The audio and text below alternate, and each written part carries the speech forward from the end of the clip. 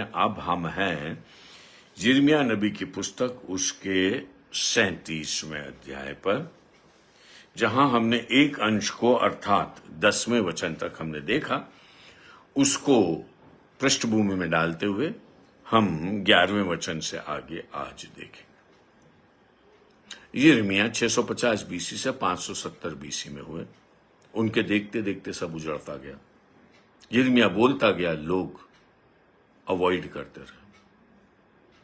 यिर्मयाह उन्हें सिद्ध रास्ता बता रहा था, बहुत आसान रास्ता बता रहा, लेकिन पाप की जटिलता एक बहुत आसान चीज को भी कठिन कर देती, और फिर हम कठिनाई में अपने निराकरण को ढूंढते।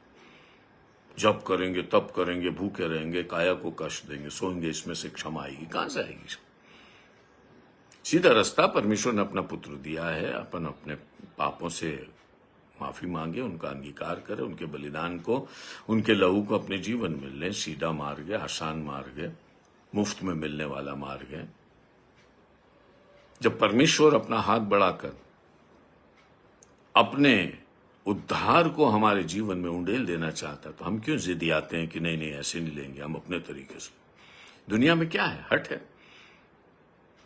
परमेश्वर के तरीके को छोड़कर और किसी भी प्रकार तरीके से अपने पाप क्षमा, मोक्ष और अपने सनातन को ढूंढना एक हट है। ये हट इनके अंदर था। यिर्मयाह बार बार बोल रहे हैं, परमेश्वर से माफी मांग लो, कह लो हम तो गलती थे, और जो हम इष्ट अभी तक पूछते रहे और जिनके सामने हम अपने बच्चों को बलिदान करके चढ़ाते रहे, हमसे गलती हुई प्रभु। आपके हमारा परमेश्वर जो हमें मिस्र से निकाल कर लाया, यहां तक बसाया, असंभव को संभव करके हमें एक राज्य दिया, हम उसके पास वापस जाते हैं, लौटने को तैयार। और जब इनकी हालत इतनी खराब थी और परमेश्वर को लग रहा था कि बहुत कठोर है, लेकिन फिर भी वो परमेश्वर हार नहीं मानता ना, इसलिए यिर्मयाह हुआ।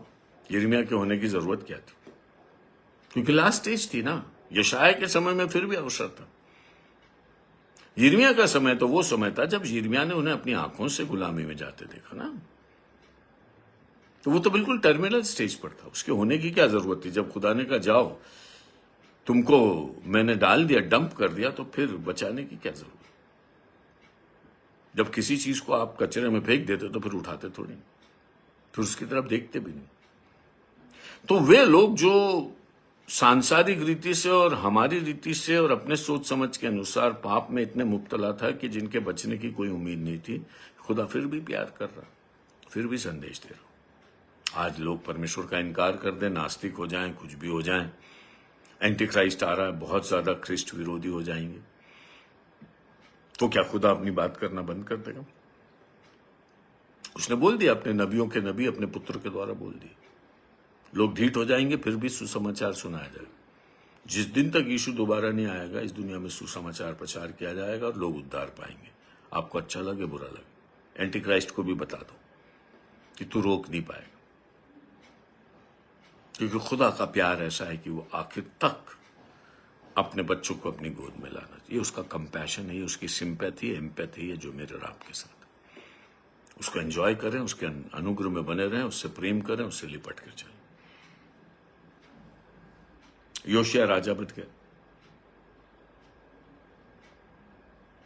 और इसलिए बन गए क्योंकि बाबुल के राजा नबूकदनेस्सर ने उन्हें राज पर, गद्दी पर बिठाया।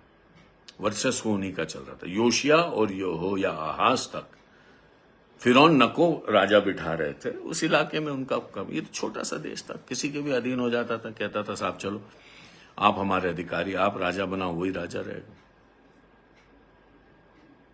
तो नबूकदनेस्सर साहब ने योशिया को राजा बनाया यहोयाकीम की जगह, क्योंकि ये आंदोलन करते थे। यहोयाकीम को नबूकदनेस्सर ने बनाया, उसके बेटे यहोयाकीन को नबूकदनेस्सर ने बनाया, सिदकिय्याह को नबूकदनेस्सर ने बनाया।